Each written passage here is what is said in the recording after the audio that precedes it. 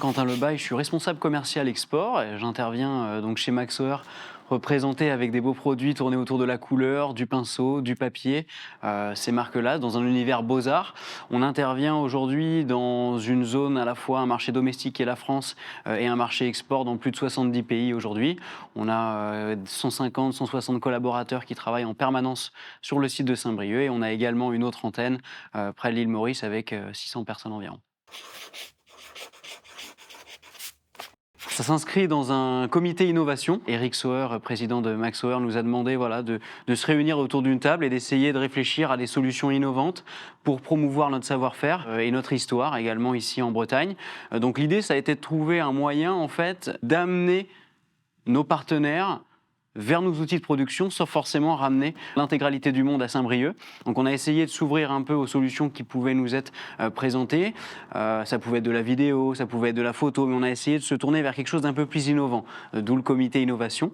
Et on a réussi à trouver cette option de réalité virtuelle 360 pour amener nos outils de production vers nos partenaires.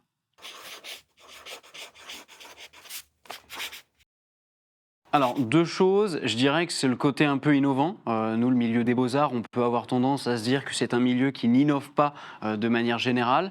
Et là, on a essayé d'être un peu force de proposition, d'être précurseur sur le milieu. Donc, je pense que la dynamique de côté réalité virtuelle apporte quelque chose de vraiment nouveau sur le marché des beaux-arts. Et on a en parallèle eu une double application qui a été celle de promouvoir notre outil auprès de nos partenaires, mais aussi de faire vivre une expérience un peu différente à nos collaborateurs ici en interne. On a, comme je le disais tout à l'heure, 2 sites de production, un en France, un à l'île Maurice. On a pu se servir de cet outil-là en termes de recrutement à la fois et en termes de partage à l'échelle interne pour faire visiter le site de production de l'île Maurice à nos partenaires ici et nos collaborateurs sur place. Tout à fait, c'était pas l'objectif. L'objectif, c'est vraiment dans une dimension un peu plus commerciale. Et finalement, on s'est rendu compte que ça avait des bénéfices à la fois sur le recrutement et même sur la cohésion, le team building interne. On a réalisé des sessions de visite 360 avec l'intégralité de nos collaborateurs et on a pu faire la même chose à l'île Maurice pour que les collaborateurs puissent visiter les sites de production ici à Saint-Brieuc. Donc ça a été un peu le côté bénéfique qui n'était pas forcément attendu sur ce projet-là.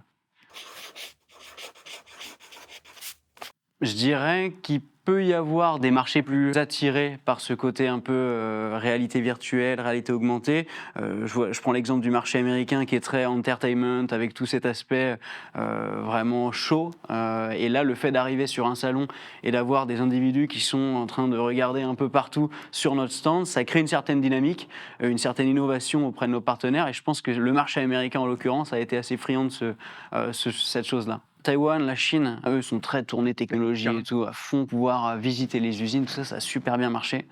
Même les partenaires français, hein, quand on a rencontré des gens de Paris, tout ça, on s'amuse à leur faire visiter l'île Maurice avec cet outil-là. On a eu que des retours positifs. On l'a utilisé à Francfort encore cette année. J'étais en Suède la semaine dernière à visiter une grosse chaîne de magasins et je l'ai emmené aussi avec moi. J'ai pu leur faire visiter les outils de production avec le casque et pareil, retour très positif. On vend le Made in France et le 100% self-suffisant sur la production de la fibre, de la virole et du manche sur le pinceau. C'est pas que du discours, vous l'avez vu. Si je te le montre, c'est ça qui va rester et tu te diras « Ah mais oui, c'est vrai, il nous a mis un truc sur la tête et on a vu qu'il fabriquait des pinceaux comme ça. » J'estime qu'il n'y a rien de mieux que ça. Tout à fait. Aujourd'hui, on peut dire que c'est un essai qui est plus que transformé. On l'utilise sur l'intégralité de nos salons internationaux. Encore le mois dernier aux États-Unis, on a pu faire visiter nos usines à nos partenaires américains. On l'a utilisé également en Chine ou sur d'autres marchés asiatiques, européens. On peut également le faire avec directement depuis la plateforme le casque ou depuis la plateforme tablette, ordinateur. Donc on a vraiment une flexibilité dans l'utilisation de l'outil qui est très intéressante pour nous à l'export aujourd'hui.